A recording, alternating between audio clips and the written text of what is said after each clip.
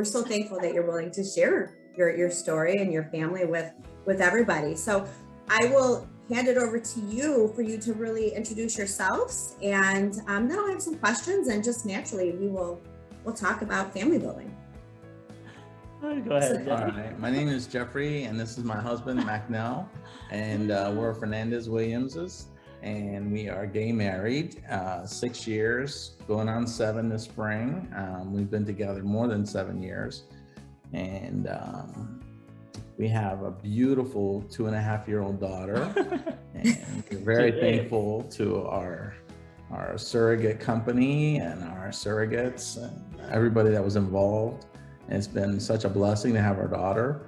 I like what Jeff said, we have a child that was born through surrogacy with you guys' help, Family Source Consultants. They're amazing, guys. You guys are amazing, and we're very thankful and we'll be forever grateful for you guys. You guided us from the start to the end of our journey, and up to now, you are still staying in touch with us, which we appreciate it. Yeah. Obviously, I know what brought you to surrogacy as a same-sex couple, and obviously you need a surrogate to carry for you. But how did you and Jeffrey decide that this was the route for you versus, say, even adoption? Hi, Maria. Hi. You're the movie star here. It's all about you. So I would really love to hear, like, when you guys both decided, like, we're doing this. Like, how long did when you met each other, did you know right away that you wanted to have a family?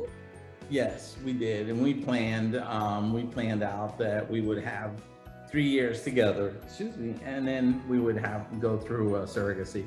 We actually looked at adoption too, and we went to several orphanages overseas. And so we looked at that, but we were more interested in having a biological connection. So that's why we ended up going with the surrogacy. What was important to you with choosing your surrogate? Everybody has different criteria, but what was really important to the two of you when you were being shared profiles? And of course, we wanted our surrogate to be healthy, not smoking, and not drinking alcohol. And she should at least have a good support system in her family, because it's such an amazing journey, and it's a big sacrifice to anyone that would do it. So those were just actually our main. And that she had already previously at least 2 full-term carries of her own. Her own pregnancies. And we wanted an open relationship with her because she's carrying our child. So we wanted to have updates with her, send us photos, or just keep us in touch, keep us updated with what's going on. Do you remember back when your surrogate, it was time for transfer?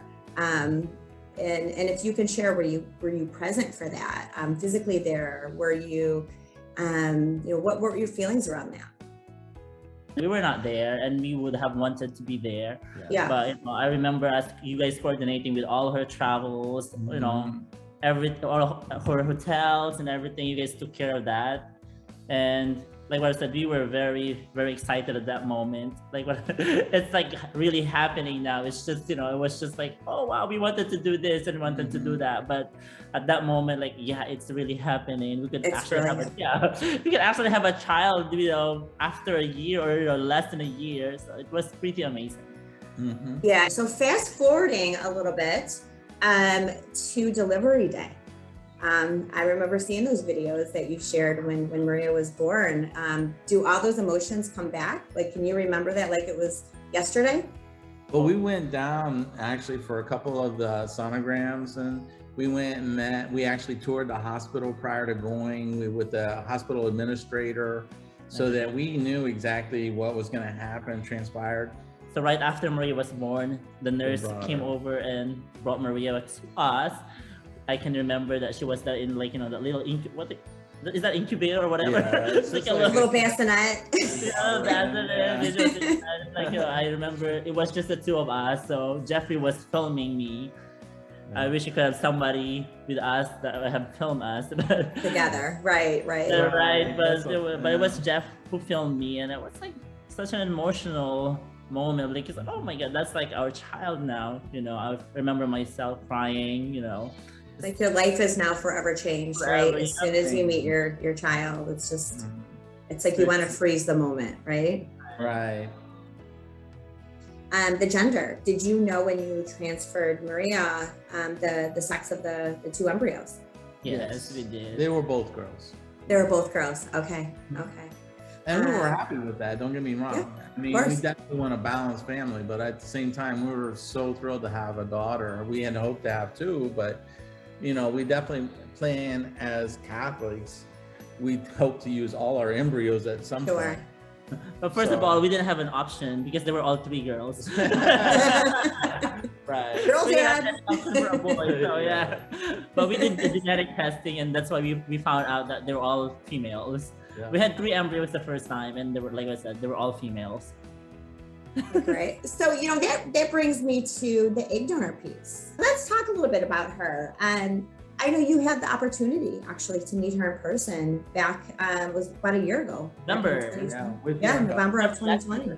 Yeah. And that was your first time actually meeting her in person? Yes. I would love to hear more about, you know, why you chose her, of course, other than the letter, and also your unique story of her donating for you a second time. Well, we, as you know, we received numerous files From you guys. on so many women that had so many great qualifications, and some of them were so like you know 6'2", 2 PhDs. You know, I mean, some of them were just like, but they had too many children already, and so we were kind of like, we didn't want someone that was so popular, and plus we were a little bit concerned about how Maria would interact. You know, what would happen in the future with. You know, if she ran into siblings, would they have a connection? Would they not? Could, you know, so, and then we ran across the one that we chose. Well, tell Staci first about, you know, our original plan about doing a separate egg donor. Originally, what we had originally thought was that I would use an Asian donor and Mack would use a white donor, and then our kids would both come out Amerasian and look Amerasian. Okay, yeah. And yeah, it would look more biologically correct. But through our research, and mostly with help from your company, that we found out that actually the children that have a biological connection actually have a better relationship In the future. So that's why we decided just to go with one egg donor. She had the most beautiful letter to the parent and to the child. Yes. Which definitely sealed the deal about us choosing her. And like I said, her looks was just like, you know, was just a bonus. Yeah. About it. It really was the personality that came through. And she was so much exactly like the letter she wrote. I mean, we had such a beautiful meeting in Chicago. We went out to dinner and our friend came and we spent hours at the restaurant, and then it went so well, we actually ended up having brunch the next day. With her, just her. And they had a connection between her and Maria, and we were very open. She was very open too. We talked about her mom's feeling about being a surrogate. You know, not egg donor. Egg donor. I'm sorry, as an egg donor. It's like her mom was, and she has no children of her own. Right. And so she actually was like really reconsidering after playing with Maria, and we talked about that. And then there was a little bit of a oddness about it with Mack and it was awkward, a little awkward because you know together they created a life, but yet she married somebody else, and we're gay. So I mean, it wasn't, but it was just different. It was a unique experience. How is your relationship now with your egg donor? Do you keep in touch? Yeah, she keeps track of Maria. We send her photos once in a while. Yeah, we communicate with her, not all the time. We don't inundate her, but you know, she definitely like she'll comment on certain things. We talked about where did Maria get her curly hair from. I mean, I actually had curly hair, but I had nothing genetically.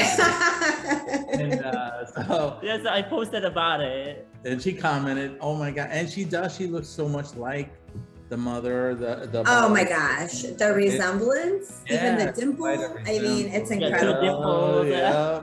Yeah, and like what I've said, the reason why we tried to reach out with you guys about meeting her is this probably, like, you know, would be, you know, it's a good time for Maria to meet her, and we don't know when will she meet her again. And it's also a Right. good time for us to meet her in person. We wanted to see her, and we were very thankful that you guys made it possible that to happen. Like what I Oh, said, it's it's a a very pleasure. special moment. Yeah. I would love to end it with just some words from the two of you of just motivation for other people going through the process. We always recommend your company to every Aw. time that we always tell people that on your first journey, for sure, you should go with a good, qualified, reputable company. We always recommend you guys. And so we tell sweet. people that always make sure you have a good lawyer. It's still, in many states, it's not legal.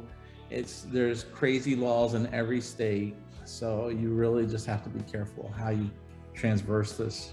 Absolutely. Can I do a shout out too to our lawyer, Amy Cohen here in Florida, which is, you guys did a great job giving us lawyers recommended for each state. Unfortunately, you have to get a lawyer from that state, wherever the surrogate lives.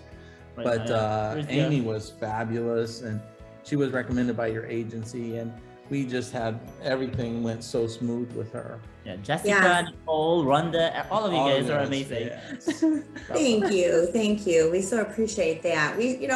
That's our goal, is to make sure that the intended parents, the surrogates, the egg donors just have a really smooth, happy, successful journey. Congratulations on your move to a much warmer state. Good timing with the weather. Yeah, for sure. It'll be fun to watch you, continue in your journey and all of that. But like I said, we'll definitely be in touch. I really, really appreciate your time today. It's and your openness. Like I said, sharing your life with the world. It's appreciated by so many that you don't even realize. Oh, thank you. To all the intended parents, you will get there. Yeah.